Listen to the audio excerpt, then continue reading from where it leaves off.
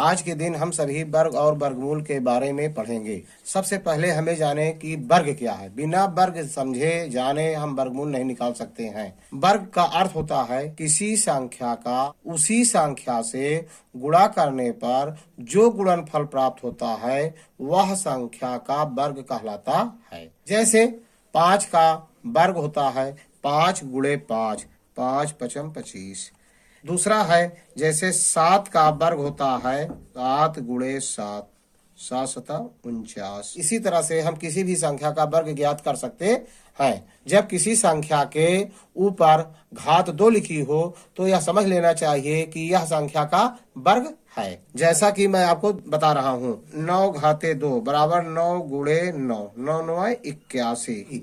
इसी तरह से कई उदाहरण आप दे सकते हैं। जैसे 11 घाते 2, जैसे 3 घाते 2 बराबर हो जाएगा 3 गुणे 3 बराबर 9, 4 घाते 2 बराबर 4 गुणे 4 बराबर 16 आदि। अभी तक सभी विद्यार्थी वर्ग के बारे में सीख रहे थे। अब हमें उम्मीद है कि आप सभी वर्ग को सरलतम रूप से समझ चुके होंगे। अब दूसरा स्टेप है वर्गमूल।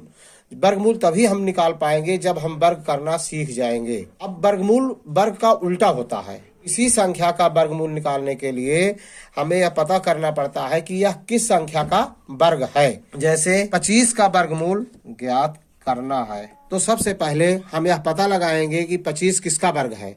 अगर ये छोटा सा है, आपको गुणा भाग आता है तो 25 को पता लगा लेंगे कि 5 का वर्ग है। 5 गुणे 5, 5 पचम 25। इसको सरलता से ज्ञात कर लेंगे।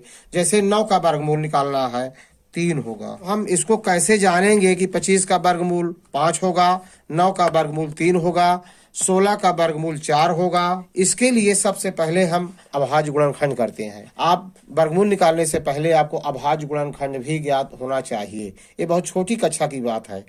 तो सबसे पहले हम 25 का अभाज्य गुणनखंड करते हैं। जैसे 25 है, 25 का अभाज्य गुणनखंड करते हैं।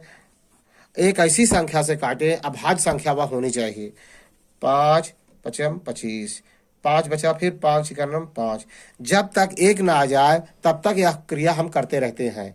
जब 1 आ जाता है तब हम अभाज्य करना बंद कर देते हैं। फिर सभी अभाज्य गुणनखंड को एक साथ लिखते हैं 5 गुणे 5 और इसको वर्गमूल के अंदर लिखते हैं। और वर्गमूल में 2-2 का जोड़ा बनाया जाता है और जिसका जोड़ा बन जाता है उसको हम बाहर कर लेते हैं। जैसे 5 का जोड़ा बन गया तो 1 बाहर हो गया, तो 25 का वर्गमूल 5 होगा। तो उम्मीद करता हूं कि आप लोगों को अच्छी तरह से समझ में आ गया होगा। 2-4 बार प्रैक्टिस करने पर आप कभी भूलेंगे नहीं और आप सदैव आगे बढ़ते रहेंगे। जय हिंद, जय भारत।